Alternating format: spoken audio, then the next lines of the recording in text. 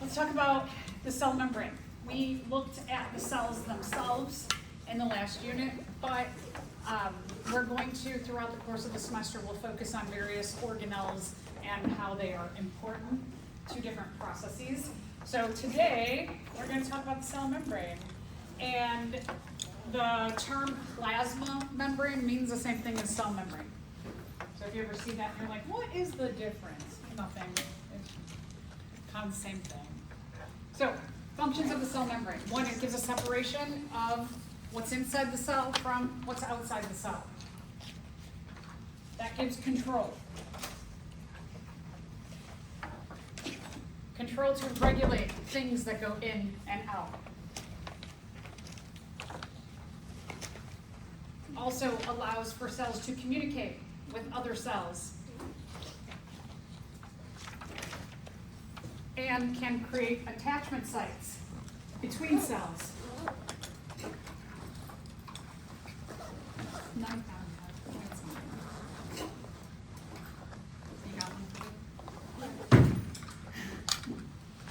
So those are the main four functions. We're going to talk about a variety of topics that go along with each of these four functions. Oh, sorry, and then one other important thing, regulate many of the biochemical reactions within our cells. Right, these five we're going to talk about. So some of the characteristics of the cell membrane. The cell membrane is permeable to certain things. Permeability means that it allows some things in and some things out of the cell. That gives control.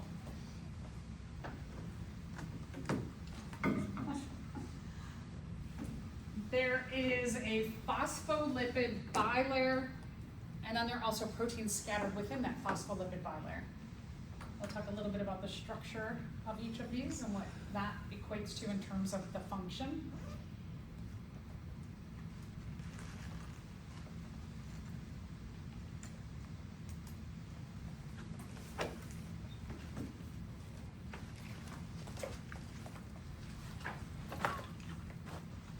A lot of the proteins function as pumps. They pump stuff in, they pump stuff out.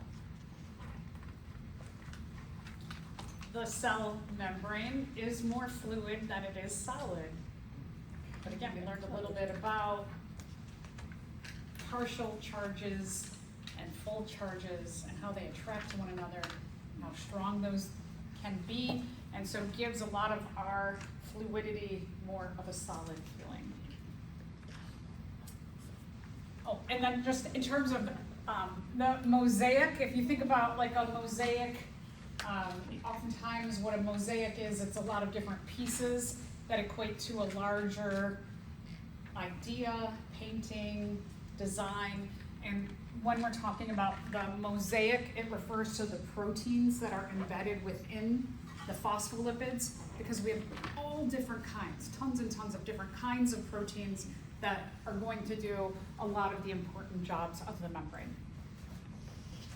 All right, so a little bit about the phospholipid bilayer. The phospholipid bilayer has heads and tails, kind of like what you looked at in your triglyceride that you built in lab. There was a glycerol backbone, and then there were the long carbon chains. Glycerol is like the head, and the carbon chains are the tails. We call it a bilayer because what we're going to see is that the heads face outward and the tails, I can't bend my arms that well, but tails face inward. It's a double layer, a bilayer. So, what do you know? What other molecule do you know that is polar? The heads of the phospholipid bilayer are polar. What other molecule have we talked about that is polar? Yeah, good. Okay, so because water is so much in high concentration in our bodies, water will influence the tails to go out, the heads to go out and the tails to go in. So we'll talk about this a little bit. So the tails are hydrophobic. Let's look at this word, hydro. What do you think that refers to? Water, good. And phobic, if you have a phobia of something, you like it or don't like it? Right, you don't like it. Okay, so the tails are on the inside because they're hydrophobic. They're going to make an area inside of the bilayer, the phospholipid bilayer, that excludes water, and the heads are going to be facing the outside of the cell where there's water and the inside of the cell where there's water. So the heads are hydrophilic. If you can't remember what philic means, it means loving. You probably can remember if you have a phobia of something you don't like it, right? So the opposite, hydrophilic, means water loving, hydrophobic, water hating or fearing. So anything that is hydrophobic repels water. It's repelled by water. It's like, I don't want to be by the water.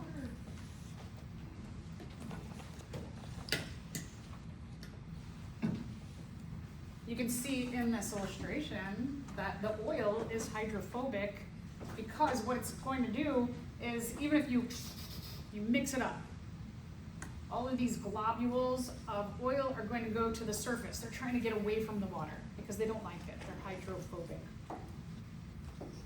So anything that's hydrophobic, like oils, if you try and mix it, you can use a blender. They are not going to dissolve into the water. They're going to go as far away. They're going to try and get away and float up. Hydrophilic, they like water. There's going to be some kind of partial charging attraction, like we saw with hydrogen bonds, or full charging attraction. These things, because of their structure and the different charging portions of them, they will attach to water. They go by the water.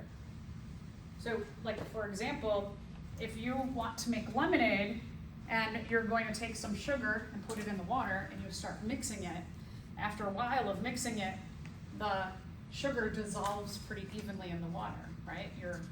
Unless you do a bad job, you might have some sugar on the bottom, but in general, you can mix your lemonade really good so the sugar, every sip, tastes about the same sweetness because the glucose, it has attractions to the water, so it will evenly distribute throughout. It's hydrophilic. So here is the illustration of the phospholipid bilayer, cytoplasm. It's a watery environment. So we have water inside of our cell, around all of the other organelles. The hydrophilic, water-loving heads face the inside of the cell. They face the cytoplasm. The heads at the top here, the other end of our bilayer, they're going to face a watery environment, which is called extracellular fluid, outside of the cell. So the hydrophilic heads are facing outward, and then that allows for the tails to be oriented inward toward each other, where they're like, we don't like water. So they're protected by those heads, making that layer, and they can be in an area where there is no water. They are hydrophobic tails. They don't like the water, and they're in this area with no water. So let's talk a bit about the proteins now. There's a mosaic of proteins because proteins do kind of the most important things in our phospholipid bilayer. So they are the movers of substances, atoms, ions, molecules, compounds across the membrane. They communicate with other cells. They're attached. So like our heart cells, for example, like if you put your hand on your chest, you can kind of feel. And what is happening is all the cells in your heart, they are communicating. They are saying, everybody contract, everybody relax, everybody contract, everybody relax. And so that's really important for many of our cells to be doing something in unison. They're going to identify, the proteins are going to identify, are you a self cell or are you a foreign invader cell? And if you are a foreign invader, they're going to activate the immune system to, like, let's get this. Okay, so little review. Where will the hydrophilic parts of the proteins be located? Would they be located on the outside of the phospholipid bilayer or the inside? Outside. Good, okay. So if you are hydrophilic, you are water-loving, you are facing the cytoplasm and the extracellular fluid. So remember these questions that like right now in lecture are rather easy, right? Because we just talked about the material. But a question like this, you stick it as question number 42 in an exam, might not be as easy. So just, as you review these, think about ways that you can use all the different questions that I pepper throughout the lectures so that it's not like, okay, I read about this and then I answer the question. Oh yeah, I got that question, right? Maybe you want to make note cards of the questions or something and then quiz yourself on them and see if you've got them when the context is all mixed up. Anything that is hydrophilic, including the proteins. Proteins are big, and so they're going to have regions where some parts are hydrophilic and face outward, and then they're going to be protected hydrophobic areas that are with the tails on the inside. I mean, when we looked at the cells under the microscope, they're pretty small, but when you blow them up and you see the details of this chemically, the heads and the tails are bigger than we think in terms of their job and the orientation. So when we're looking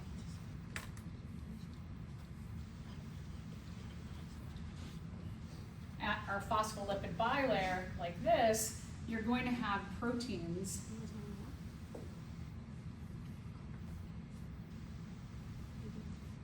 that are going to be scattered.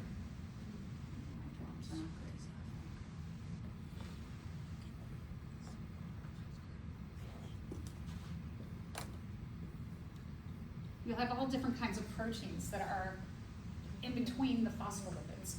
So, just remember that when you're talking about all of these areas, whether you're talking tails or you're talking inner parts of the proteins, all of this.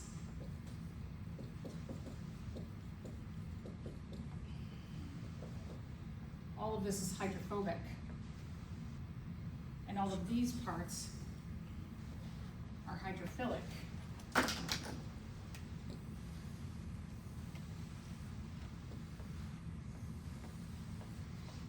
So that the green is hydrophilic.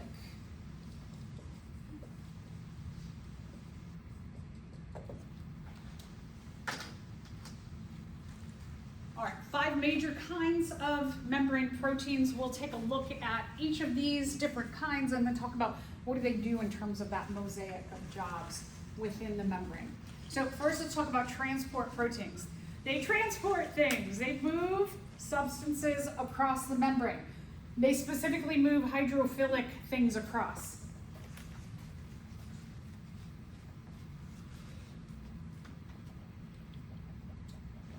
Should kind of make sense because you have a lot of watery environment here and here. So those are going to be things that are in water and move through these membranes.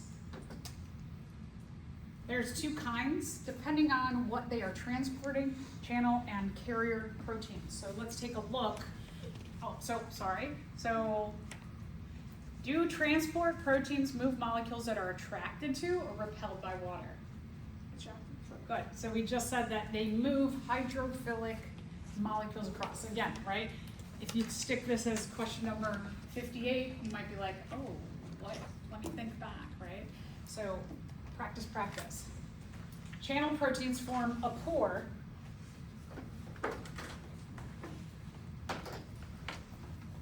and they're going to move specific atoms or ions or compounds across.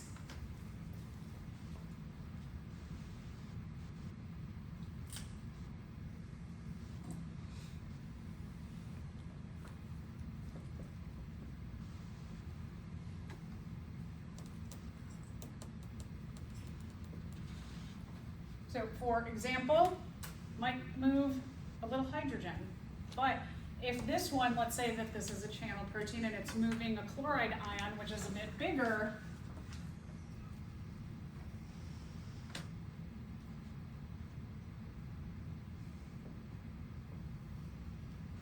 the size is going to be, you can see the pore or the channel is a little bit wider. So the pores are specifically fit to the molecules they're transporting. Depending on the size, they will be smaller or bigger.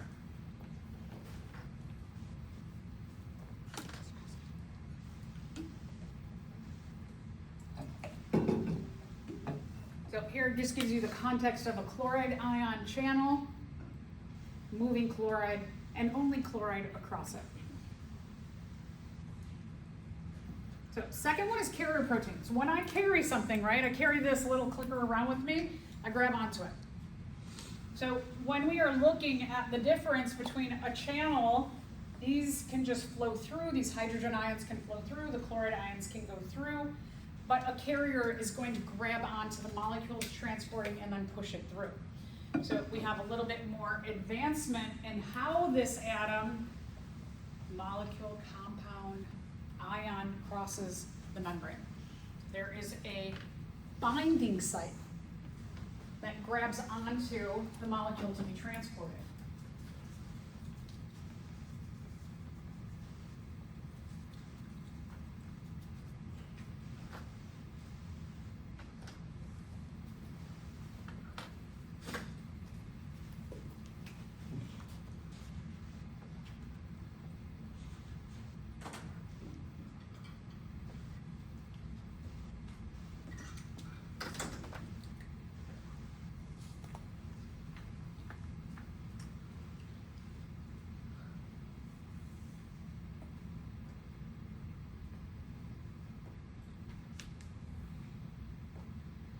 So what we're talking about when we're taking a look at specific carrier proteins, they also are going to be specific to the molecule that they're transporting, but here you're going to have a little binding site.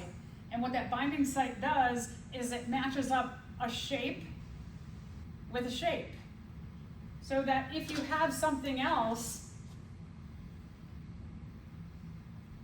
even if it's the top of this protein, whatever, the top of this molecule or compound that's coming across, even if the top part is the same but the binding site is different, that one cannot go in there. It doesn't bind in the right way. When we're talking about these binding sites, they're like pieces of a puzzle. That when you sit down and you do a puzzle, you can't just shove things into place, right? They all fit perfectly together. One piece to another piece. And that's the way our membrane works a lot. It's just amazing the simplicity of how complex things get across our membrane is just based on a shape fitting with a shape and binding together. The other thing that happens is that the protein channel, it's harder to draw.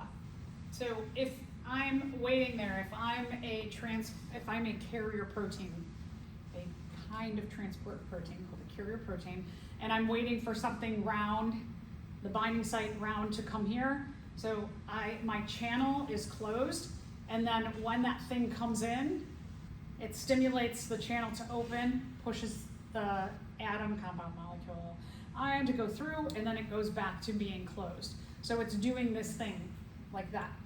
It's not just open like these channels are. It's a little bit more sophisticated.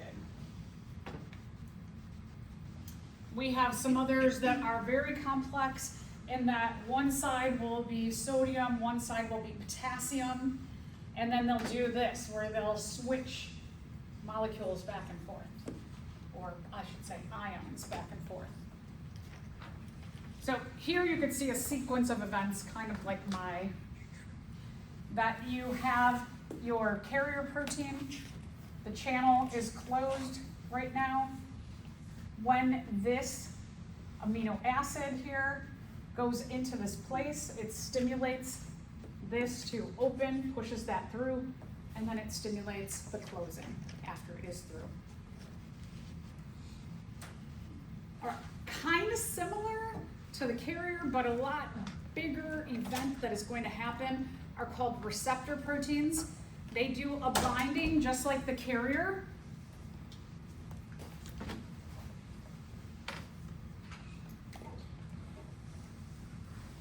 These are usually bigger. They're much bigger proteins. They are going to bind much bigger things to them.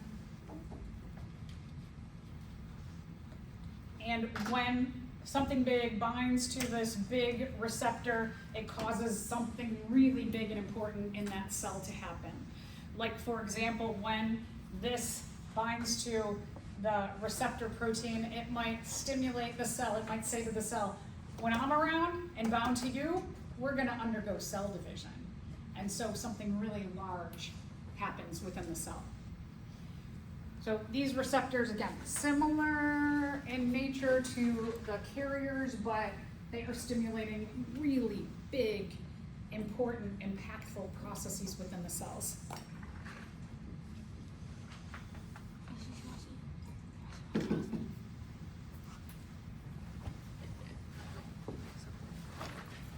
So like this, you can see the binding sites fit together.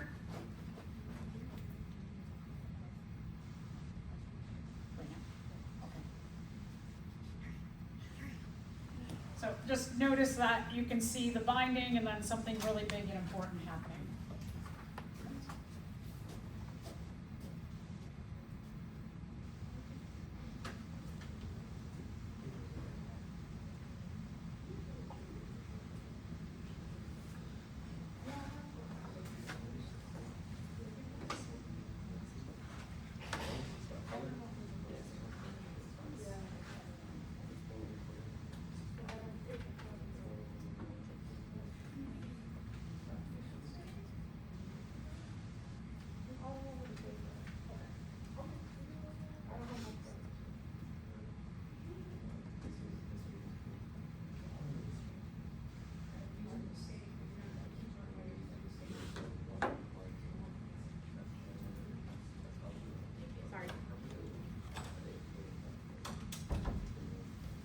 So, third one, our enzymes.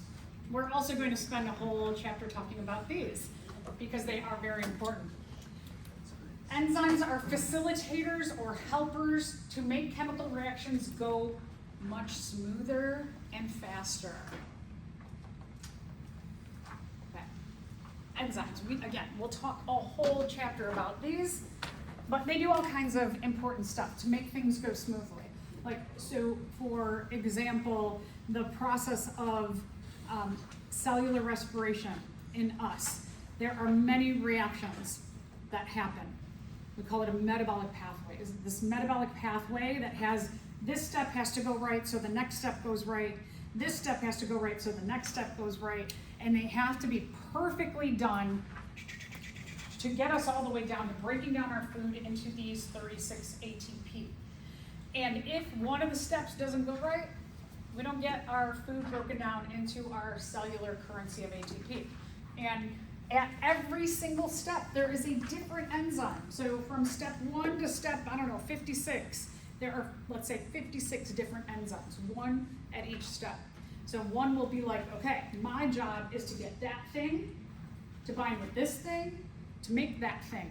And all this one does, it says, you, come here. Grabs onto it, makes it bind with the starting, we'll call it a reactant, and pushes out a product. And so it's just kind of like, its job is just to sit at this reaction point and to call whoever it needs and say, you, come here, amongst all the other chemicals that are out there. So they make things go smoothly.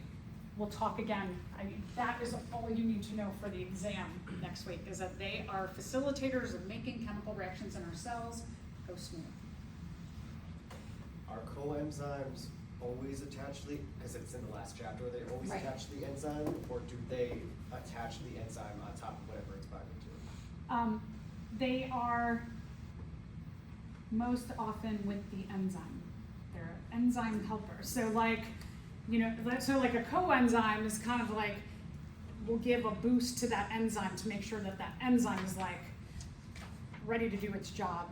If you had to do one job, so did I tell you I worked in a factory? Did I tell you this? It's my little story? Yeah.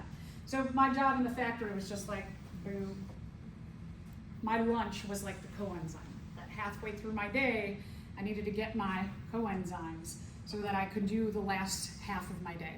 So it's kind of like, that's kind of like they give that little boost over to make sure the enzyme can keep doing what it's doing. In general, yeah. And then there are recognition proteins. These are very, very, very important to our working with our immune system so that we can distinguish what is our own cell and what is not our cell, and if it's not our cell, does it belong here?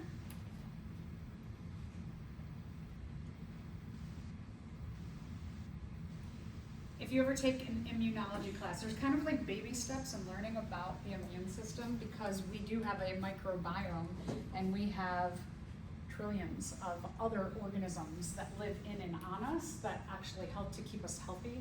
And so distinguishing between what are the pathogenic bacteria, for example, and all of our symbiotic helpful bacteria, that gets tricky too. So we start at a very like generic level, and eventually for those of you who take in immunology, you'll go like, whoa, this gets really, really complex. I mean, most of the stuff we talk about has complexity down the line. They work with the immune system, our recognition proteins, to flag any cells that do not belong. And then those flags are noticed by the immune system, and then the immune system has a series of things that any flags, you have certain kinds of white blood cells that gobble up those cells and destroy them. All of our cells, if we look at them under a super microscope, an electron microscope, what you would see is they look like tennis balls. That on the surface of our cells, we have all kinds of these, we often call them glycoprotein attachments, and they are these little sugar-containing markers on the surface of our cell. We have a lot of surface markers, as you can see. Included in these surface markers would be a species marker. And every species has a certain kind of like weird shaped receptor. And let's say that our receptor is round, we'll have both receptors for checking in, so that when one of our cells, a white blood cell that's in our bloodstream, runs into a cell, it's doing this like check, check, check, and if there's something like this and it's like, oh, these don't fit together, then it's gonna put a little flag on there and target this that doesn't fit our species marker for destruction. Again, the microbiome, there's complexity to it down the road, but this is kind of like a general thing where the checking, if they don't match appropriately, then the white immune system steps in. All right, and then there are connector proteins, like our heart muscles. They are going to anchor the heart muscle cells together, so blood doesn't leak out. Or our urinary bladder cells, so urine doesn't leak out. Our digestive system cells. We'll talk about these at the end, and there are 4 that we'll mention that do different things. Just the last thing to recognize, within the cell membrane, we also have cholesterol, and it gives stability to our membrane. There is good and bad cholesterol.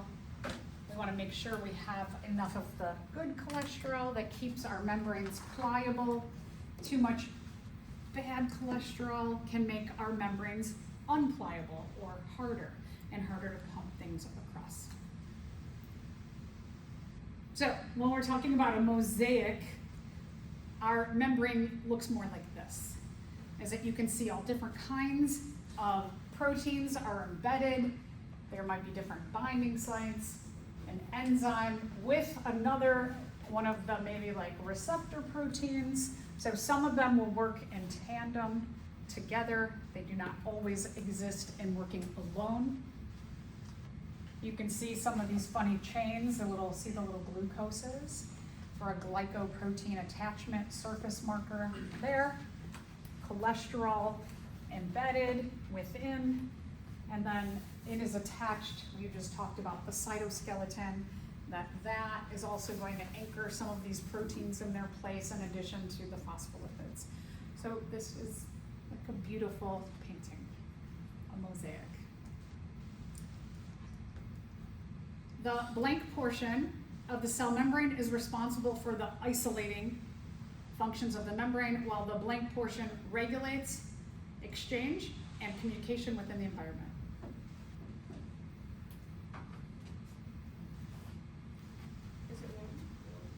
But very good, very good. Okay, 1 is correct, So in general, you know, when we're thinking about the membrane, we didn't talk so much about carbohydrates or nucleic acids, so these we can get rid of. And then you're focusing on, we did mention cholesterol, but not too much, right? Just a tiny bit. So maybe we could get rid of that, and then you just have to remember, oh, yeah, cholesterol there. So it's just kind of getting rid of the ones that you're like, that's obviously not it, could lead you to the right answer. All right, so how do we move substances across membranes? This is what we're studying in lab this week, is we use concentration gradients. A gradient is the difference in concentration or amount between two different areas of space. So like for example, you were looking at your sausages, they were made of 70, like one was 75% sugar or syrup inside. The outside was 0% syrup. So we had a concentration gradient set up that allowed for water to diffuse into our sausage.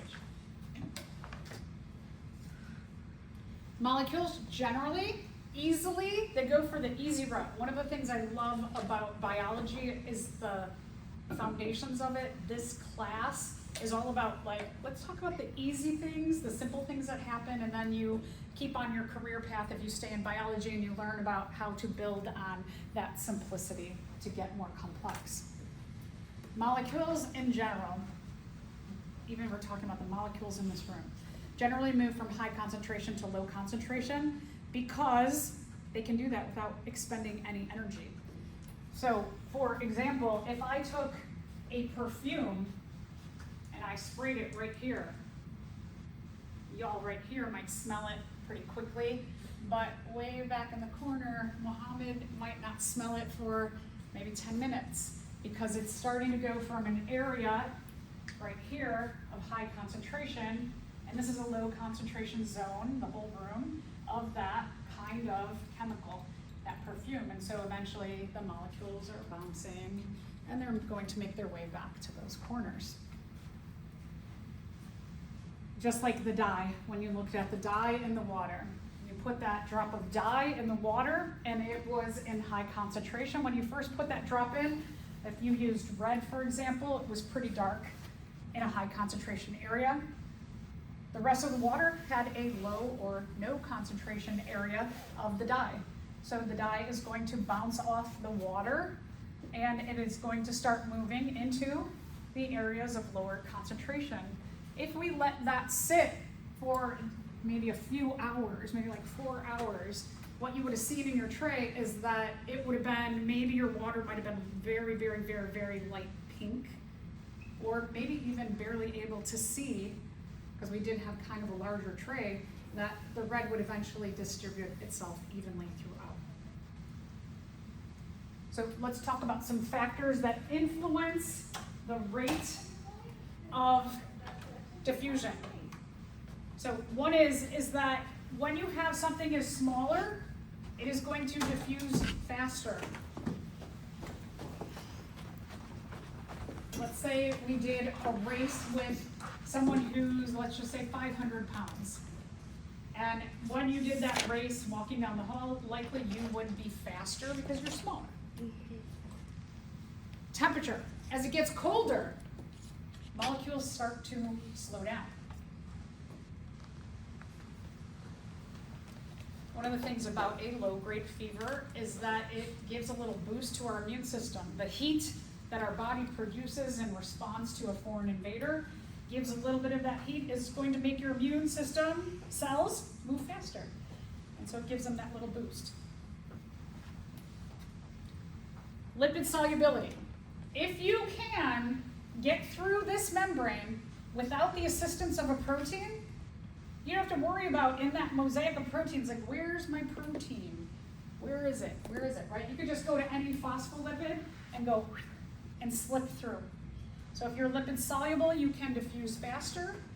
If you're not, you've got to find your assistant protein. When you're moving from a high concentration to a low concentration, molecules will spread or diffuse faster than if we have a low concentration and we want to move into high concentration. So it's kind of like, yeah. What determines if I'm lipid soluble or not? Your structure. No. Your size. You could be really, really tiny, like water. Water's not lipid soluble but because it's so tiny, it can slip past. So there's Does the polarity have anything to do with it? Is that any factor? a little bit, yeah. Yeah. We'll talk a lot more about this, but just think like concentration gradient, moving from high concentration to low concentration. For example, if I have $1 million, it would be so easy for me to give you all $100, right? I just have so much money, I've got high concentration money, it's easy. Now, if I have $1 million and I tell you all, if you want to get an A on the exam on Monday, y'all gotta come with $1,000 each. Right? You probably don't have a high concentration of money like me, the millionaire. But if I said to you, you have a low concentration of money, give me a bunch. That'd be really hard. And so it's easy when cells have a lot of something to give it or diffuse it through. When they don't have a lot of something and they're trying to push that something into an area of high concentration, it's like, oh my gosh, that side of the cell already has a lot. Now I gotta push more in? It's a lot harder. So let's apply this idea, these ideas that we just talked about. The rate of diffusion will occur, the fastest rate of diffusion will occur with which element would be the fastest? Hydrogen. Yeah, so you're looking at, very good, the smallest one of these. So connecting some of what we talked about in chapter 2 with this chapter. One of the things I love about this class is we have so many connections between chapter to chapter that a lot of the information just continues to build on itself. It's one of the great things about, I think, this class. All right, so plasma membranes are selectively permeable. They're selective, and then permeability means what are you going to plow through? So they're going to allow some things through easily, some things are not going to go through easily. Like water is highly permeable to our membranes, and we'll talk about the 2 reasons why. One, I said it's small. It's really, really small, so it can just kind of slip through, which is really important because we know water, talked about how important water is to us. All right, so let's talk about passive transport and then energy requiring transport. If something is passive, it is going to, both of these are transports, so they're going to move substances across the membrane. We're going to call this, we're going down the concentration gradient when it's passive. When you go down the concentration gradient, it's easy when I have a lot of something, it's easy to give it away. And you don't need any energy. So a couple of ways to think about this, to remember that passive transport. If you are passive, are you doing a lot of anything? No, right? You're just kind of like, if I'm gonna have a passive day, I might just lay in my bed and I might put a little movie on my phone on the counter and I just might passively watch my movie, not too much. So, when you're moving from high to low, remember, you've got a lot of something, it's easy to give it away. It doesn't take that much energy to give it away. If I'm a millionaire and I'm going to give you all $100, I come with 17, I think there's 17 in here, $1,700, I just, no big deal, right? Easy for me to give it away. The other thing, when you're thinking about going down or up the concentration gradient, going down, if you think about a slide. So you go to the park and you're like, oh, I haven't gone on a slide in a long time. I'm gonna go on that slide. When you're at the top of the slide, when you're high on the slide, and you go down the slide, does that take much energy to do? When you're high and going to low?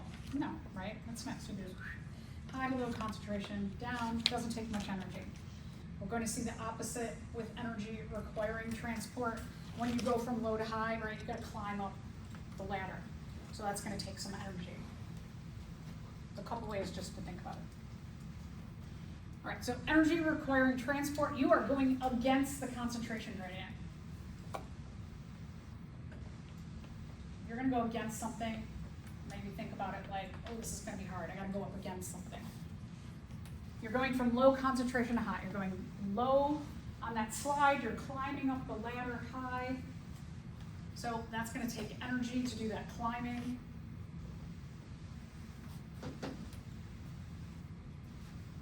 If you're a cell, and you think about a cell that has a high concentration of something, so let's say on the inside of the cell here, there's a ton of whatever I am. I'm on the outside, there's a ton of it on the inside. If I've got to go through or down the concentration gradient, I'm going to have to push my way into a crowded area. So when the cell already has a ton of something and it's like, I know we got a lot, but I need more, those extras are going to have to push their way in. They're going to have to take energy. It's like going into a room. So if I come into a room and nobody's in here, it's going to be very easy for me to navigate to that corner. But if I come into this room and there's 50 people in here and I've got to get back there, I'm going to have to take a lot of energy to get through how crowded it is. So just a couple ways to remember that. So types of passive transport. There's a lot of ways that are passive that do not require energy to do. The diffusion of water.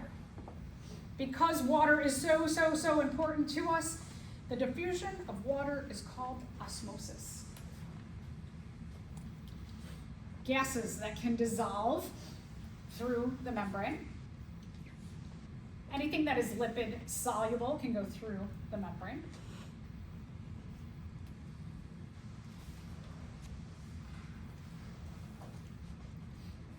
These very simple diffusion molecules, they don't need a protein. They can slip through the phospholipids. So for example, oxygen, carbon dioxide, they don't need any assistance. They can slip in between. Water, anything that's lipid soluble. So let's talk a little bit specifically about osmosis as we're talking about passive, simple diffusion, passive transport, simple diffusion.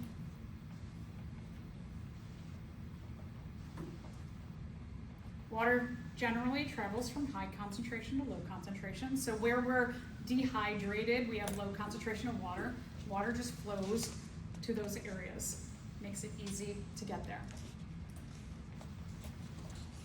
So water can just slip in between. Because water is so important, just in case something's going on with these phospholipids and they can't slip through, there are also proteins that help with water called aquaporins. And these are specific channel proteins for water. So water can do this, slip in between.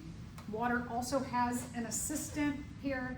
It's got a channel protein, a type of transport protein that also moves water.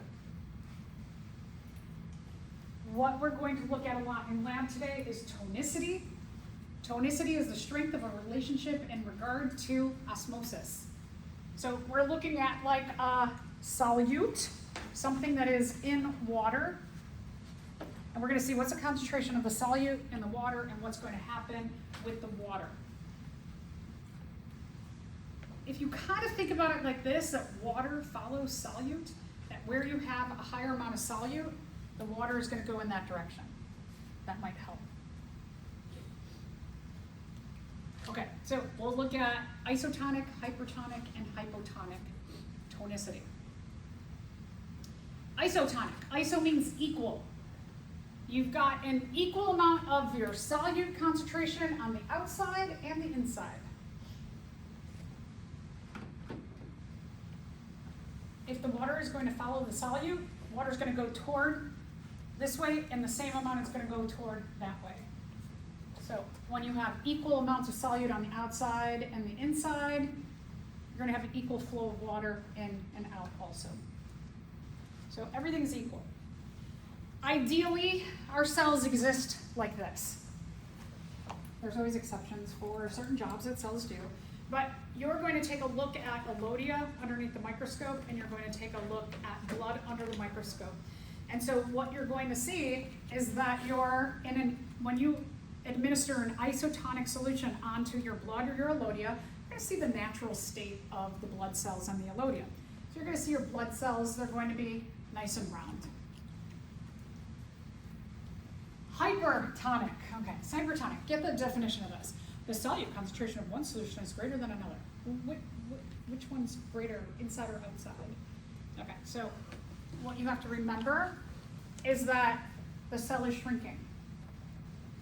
Let's just like hypothesize. Somebody who's really, really hyper, they use a lot of energy, so they're really, really skinny.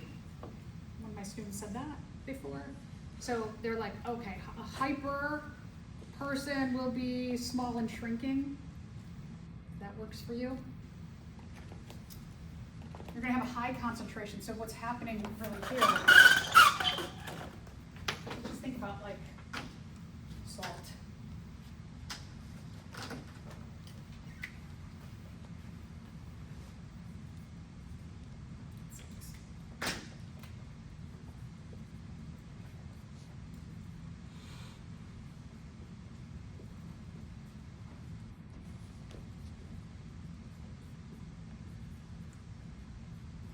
So let's say,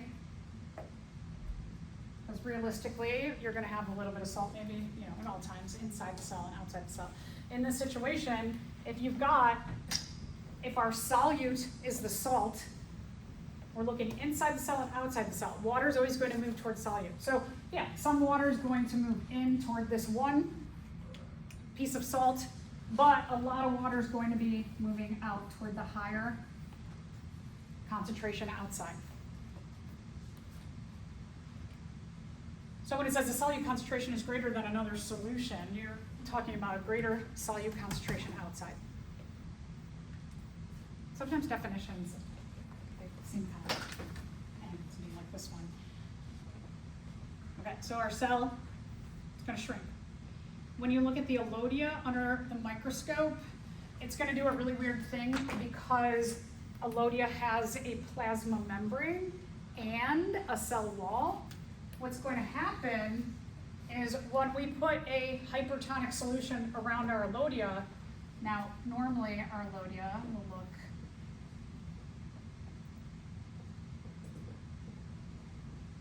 you remember last week our chloroplasts were kind of just like evenly scattered pretty much throughout. This is what your isotonic is going to look like. Now in hypertonic, water is going to be leaving the cell.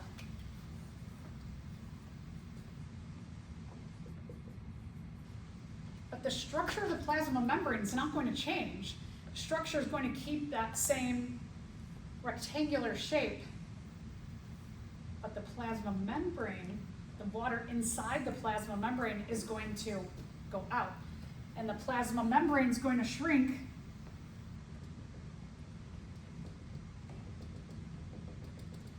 So normally like our plasma membrane, right, is here. And so if your plasma membrane, the water comes out of it, it shrinks, and you're going to see your chloroplasts in a ball in the middle of the cell. So for the Elodea, the hypertonic is very, like, shockingly different than the iso.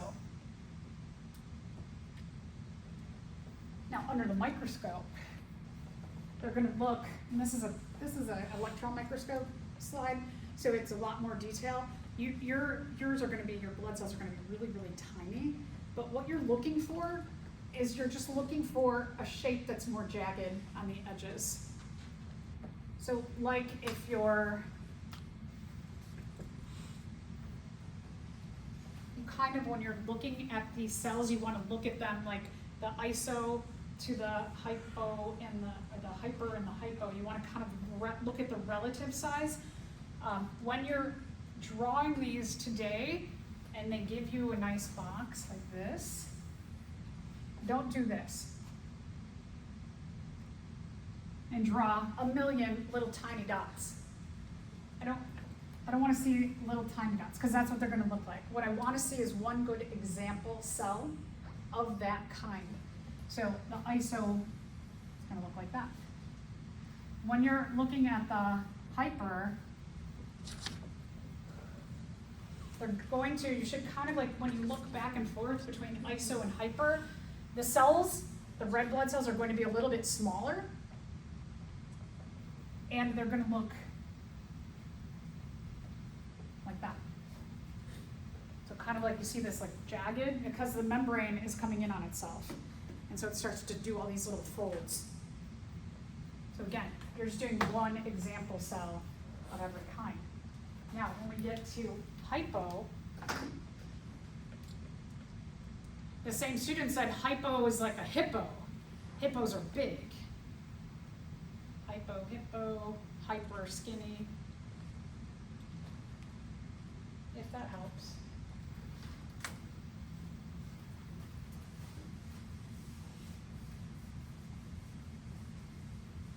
So in this example,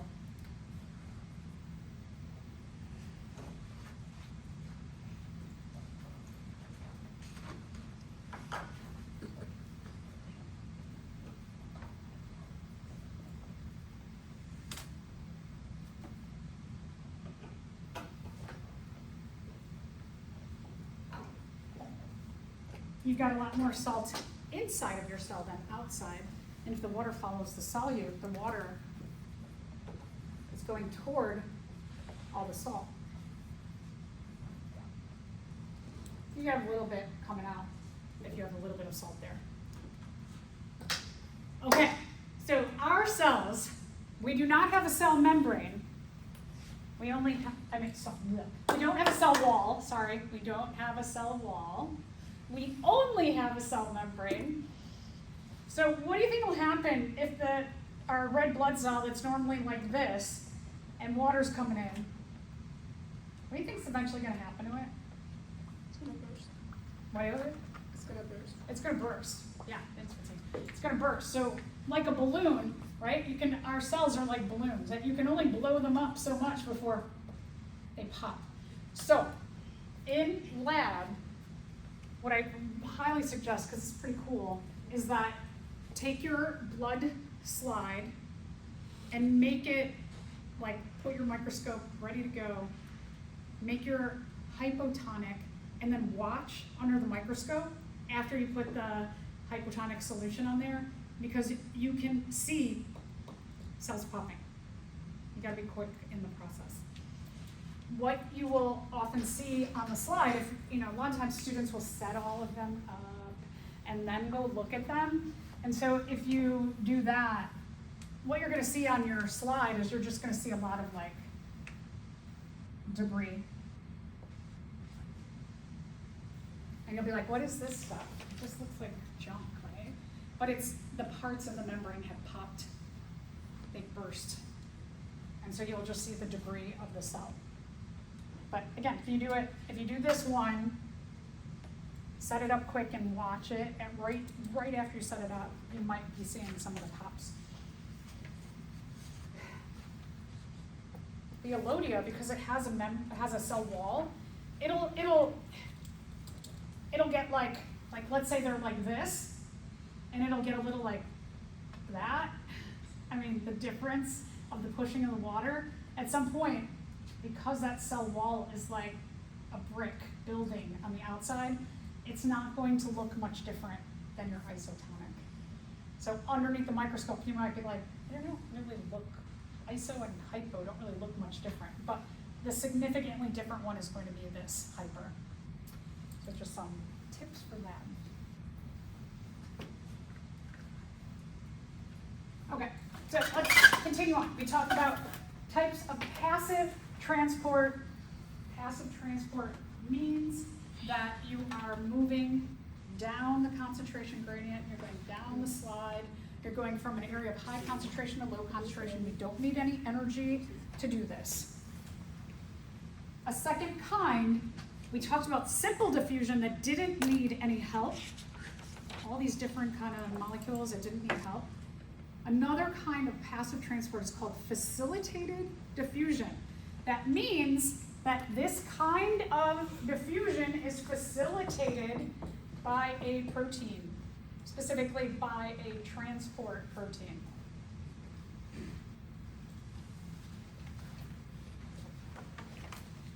So go back, and when you're thinking about facilitated diffusion, uses transport proteins. We talked about two kinds. We talked about a channel protein and a carrier protein.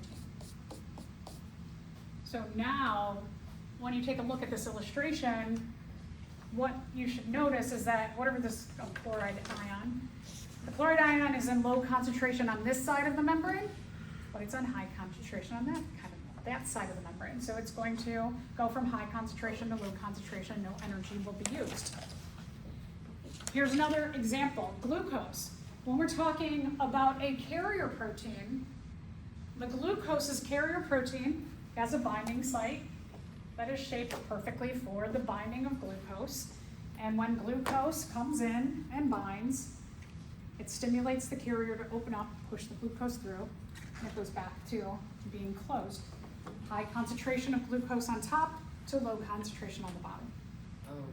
I know that there are some protein channels that use ATP and they look very similar to that, but they called something besides for carrier. That's going to be active transport when we have to use ATP to push that thing from a low concentration area into high. So Yeah. we're getting there. Okay, I was just wondering if the protein channels themselves were called something. Yeah, so we're going to get there. That glucose is found in the blood is the extracellular material in this diagram actually vein, not vein, but arterial, whatever it's called. Yeah. It's blood.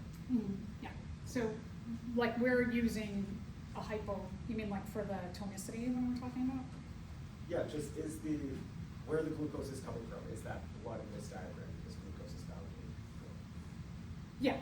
Yeah, essentially that would be, it'd probably be like the extracellular fluid that the blood would be the next layer up, that there'd be a blood vessel.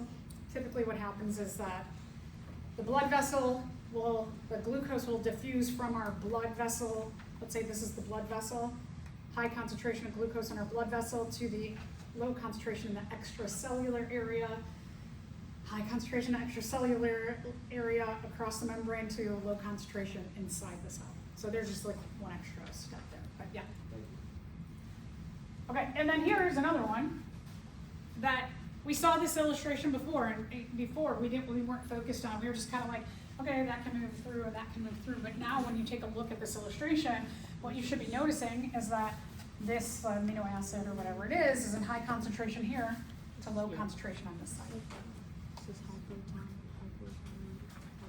Okay, so if you have two aqueous solutions, two watery solutions that are separated by a semi-permeable membrane, water can move, but starch can't.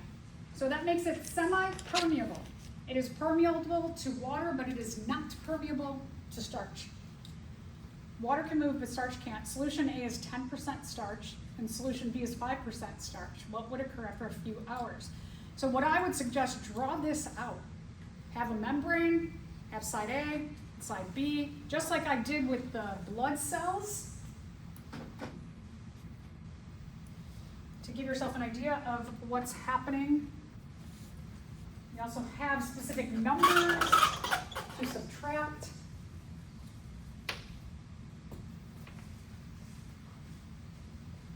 So if I had this question on exam, I would do some drawing.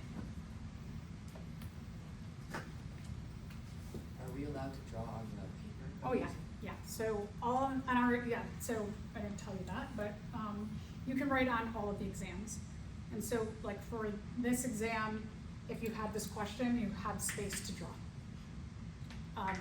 The next exam, when we talk about the processes of photosynthesis and cell respiration, I'll include a blank piece of paper. And what I like to do, what this always worked for me, is that I would get an exam and I'd do a brain dump.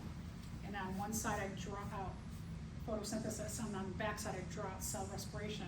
And then I'm like, okay, I got a key now. And then you can use that piece of paper when I ask questions on the exam. So yeah, I always try and make that available. So if this is a membrane,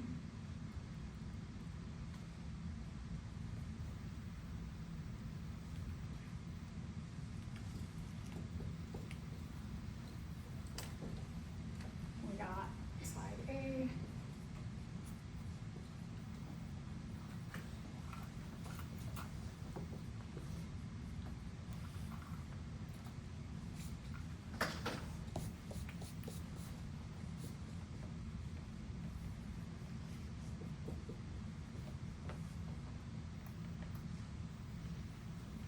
so I know water's going toward each of these from each other side. Where's the surplus? Where do we have more starch and how much more? Right, side A has 10%, side B has 5%, so we have essentially 5% more than side B. So after a few hours, which side is going to have a greater concentration of water on it? So this arrow, right, it's going to be a little bit bigger.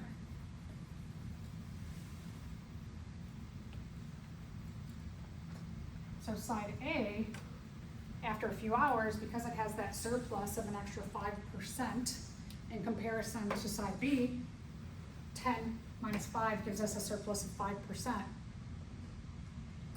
So the answer is which one then? 2. Yeah, good. Okay. So then I should see that more water will diffuse from side B to side A. Anybody any questions on that?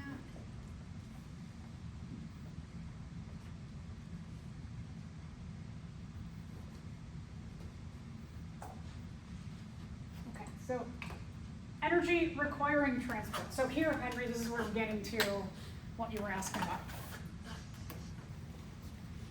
There's 3 kinds. Active, so this is active transport.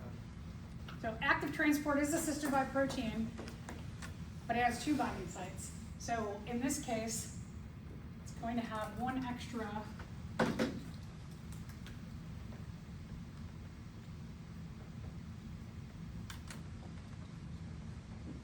binding site, and let's say that this is our ATP.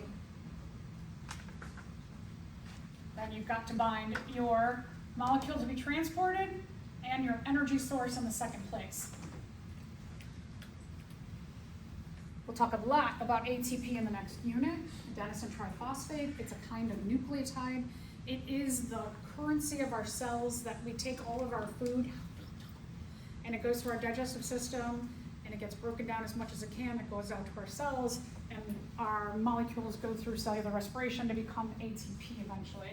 And we can way better use that because our cells are really, really tiny. So in the case where you've got a high concentration of something here, and your cell's like, I need more of that to push that thing into an area that's already packed, you've got to use an energy source to open up that channel. That where you were going with your question? Yeah, pretty much. I just wanted to make sure that I didn't have stuff messed up in the because I wrote down that energy channels are part of passive transport. Yeah. Mm-hmm. And then would these protein channels be called something different? Yes. I'm not gonna name it. They are a transport. Or I mean, yeah. Well, we're gonna leave it as just a protein for our purposes. So here, the point of the energy is to force open that channel to push that thing into an area of a high concentration already. Oh gosh. Scare you? I woke you up. No. Okay, so here's our illustration that we already have a high concentration area up here. But the cell's like, I need more. And so that molecule goes here. But in order to force this open, to push this into an area of high concentration, you need some energy to do that, forcing that open. So 2 binding sites, the energy binding site and the binding site of the molecule to be transported. There's also endocytosis, when something big has to get into a cell. Endo means into. Something's going into the cell. Usually what happens is a vesicle that is made of phospholipids, like that. So when you have that process of the Golgi body, endoplasmic reticulum, and you have your products from those organelles, They make these vesicles with something inside that is going to go to the membrane. No, I'm going the opposite way.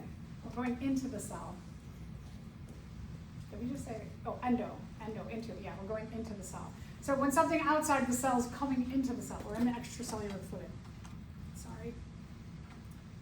Okay, so a vesicle comes from the extracellular fluid, from probably the blood. It's in a vesicle. The vesicle will merge with the membrane because the vesicle barrier is the same as our phospholipids. Our phospholipids are like cool, merge in here, and allows that to come inside of the cell. When it is water, or I should say liquidy, or something really, really small, it's called pinocytosis.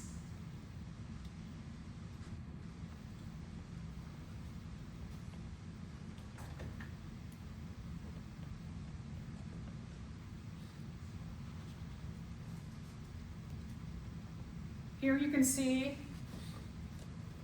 things are coming into the cell.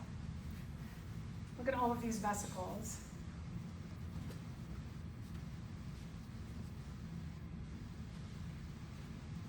Okay, phagocytosis is when a white blood cell engulfs something.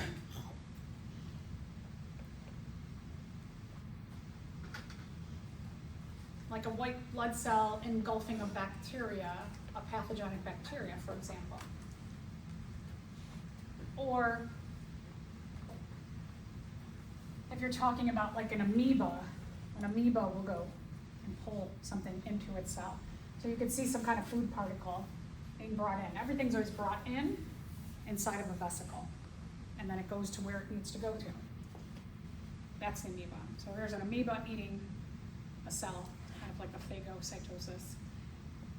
And this is what our white blood cells look like in action when they are starting to engulf different bacterial cells. There's just more different pictures of phagocytosis.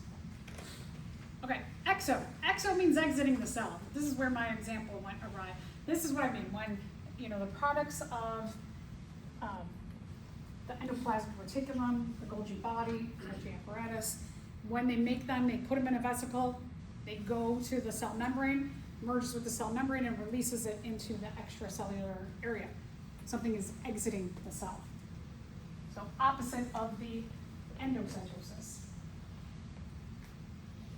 Exo, exit, endo, into.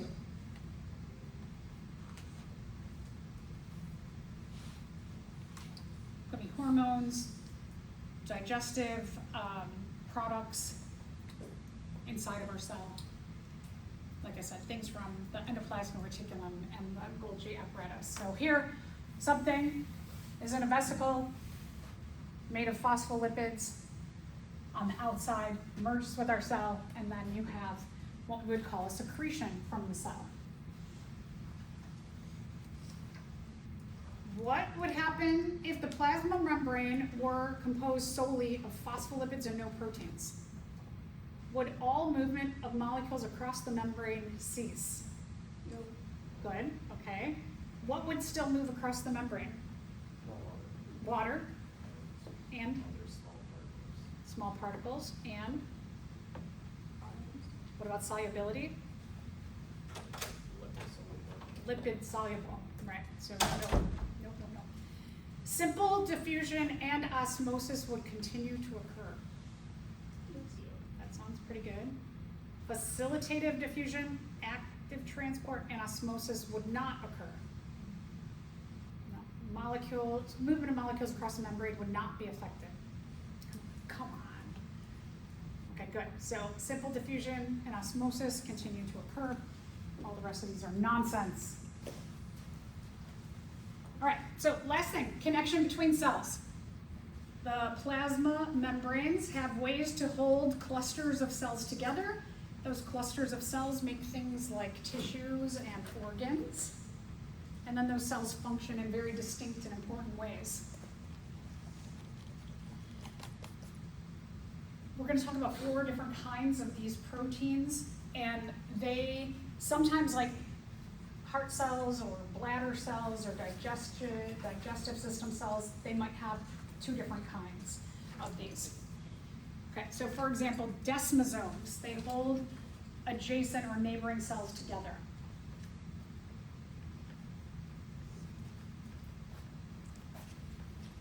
Any cells that are stressed, stretched, compressed, helps you to move, helps movement inside your body. They're going to do this kind of quilting, a sewing between them. So like our skin, think about like the skin here, or I should say here on your back, right? When you're like this, your skin is just kind of like not stressed out. But if I go to pick something up, am I stretching all of the skin? If it didn't have desmosomes, it would just, my spinal cord would be showing. Not good. So important when my cells are stretched, and then this side, my cells are getting compressed in. They also got to hold on because they're getting stressed back and forth all day. So here you can see it's almost like a sewn, like the cells are sewn together in a variety of important ways. Okay, tight junctions make things leak-proof. So our digestive system, especially our stomach is one of the most unique environments inside of our body because it produces a really, really low pH environment. So it's super acidic. If you start to get, let's say, really, really stressed out, sometimes you can get pathogenic bacteria in your environment due to stress, and that's complicated also. But you could get a kind of bacteria you could attract in your unhealthy, stressful lifestyle, this H. pylori, which will eat through the walls of your stomach. And you have a lot of this tight junction quilting and desmosomes, so that when something like H. pylori starts eating at the wall or lining of your stomach, you have a lot of pain. And it means like, hey, your body is saying, take care of this, because if your stomach opens up, if this eats all the way through all the layers of your stomach, you're going to start digesting yourself. So then usually those kind of clues of pain say, go get this taken care of. So, same with the bladder, your large intestine, etc. Going back to desmosomes for a second, are they made of desmond? I know it's not in the slideshow, but are they made of desmond? Remember? Maybe. Maybe. I was just going to ask if yes, does that mean they're part of the cytoskeleton? Yeah. Mm-hmm.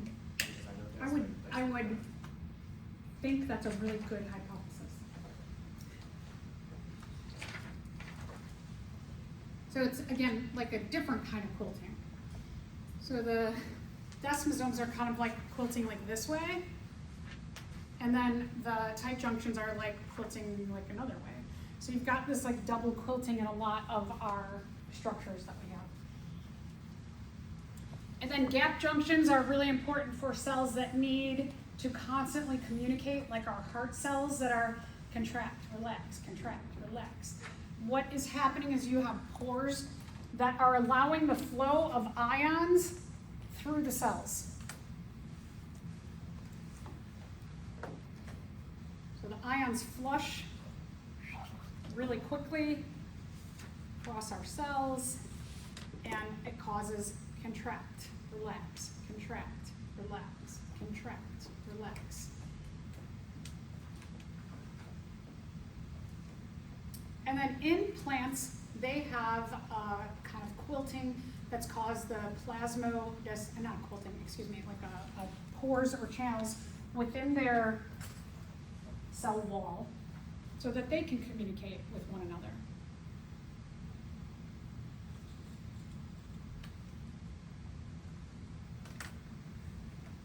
So this plasmodesmata is just specific to plants. They're kind of like our gap junctions, but for plants because they have to go through not only the plasma membrane, but also the cell wall.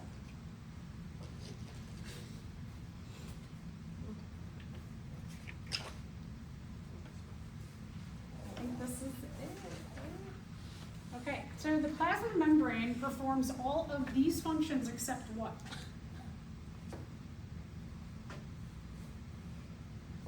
Does it regulate the flow of materials in and out of the cell? Yes. Does it facilitate protein synthesis? No. What does that? You remember which organelle? Yeah, the ribosomes. Does it provide a barrier Yes. in some cases, right? Is it facilitating communication with other cells? And is it maintaining concentration gradients? Okay, good. So it does not, oh, I don't even have it highlighted. It does not facilitate protein synthesis.